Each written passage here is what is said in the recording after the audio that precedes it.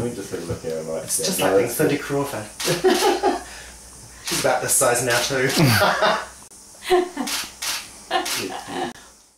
The wonderful thing about this time round is that I started Drumdrag at Downstage Theatre in the mid-90s.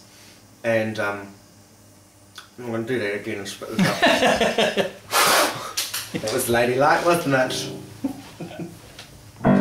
Basically, I very first started doing drag in the States when I was doing my master's degree over there.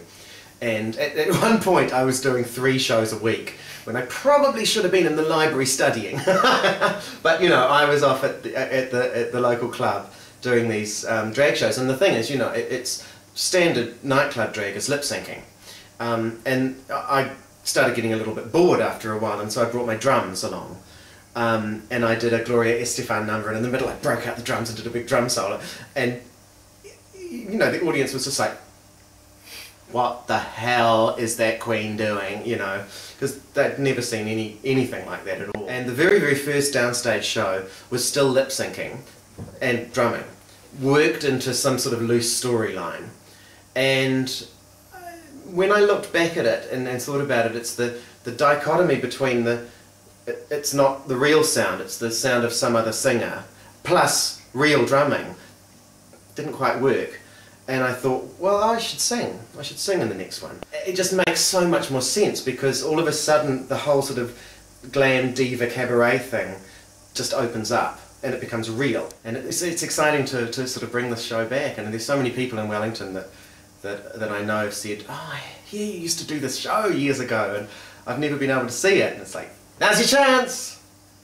I must admit, initially I was a little apprehensive about doing it, and maybe not nervous, but certainly worried that if you leave it for too long, it might take a little while to get back into the sort of the swing of things. But you know, I seem to be doing okay. The first major sort of relief point was when I got all of these frocks ordered. I've ordered, you know, a massive amount of frocks from Thailand, all sort of made to order, because my size is a little larger than the average lady. But then the other half, obviously, the drumming.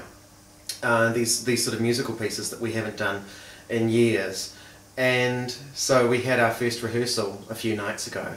And it was all 3 of us, me and Murray and Jeremy, who are my sidekicks, my boyish sidekicks. And well, boyish compared to me, they're obviously boyish because they're boys. And we just played these pieces and just launched into them. It was just like, oh, that's right, that's how it goes. That was just such a relief to sort of have this, it just came back just like that. You know, oh, that's right, this is the main pattern that we do, and then you do a solo. Am I supposed to? No, I do it next and you do it. Right, sorted. You know, and we basically went through these pieces once and they were back to the way that they were years ago. So yeah, that was fantastic. I've never been quite sure exactly what it is that makes it work, because there are 2 completely different things. Well, there's this whole dichotomy. There's this whole thing that percussion is seen as a masculine thing, and it has this stigma that it's what male musicians do. And there's plenty of other sort of musical stereotypes that are the same.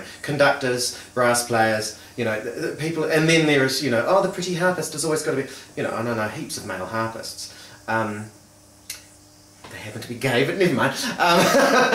But, you know, I mean, all of this massive amount of stereotypes about what your gender says, what sort of instrument you're allowed to play. And I think one of the biggest taboos, you know, in so many cultures around the world is women drumming. And so I love that. I love that. And then on the other side of the coin, it's just fun, you know. It's just fun. It's a drag show with a hell of a lot more, you know, with a whole lot of extra elements that you'd never expect from a drag show. And I think, you know, if you're a fan of drumming, you're going to get fabulous drumming, because I'm supported by such amazing drummers. They make me look so good and sound so good, but they are amazing. Those two drummers are quite the best. And if you love drag, then you ain't gonna see no show like this nowhere else, honey. I'm sorry I've been away for so long. This is your chance to come and see me again. Glam it up, girls. Come along, I will be there.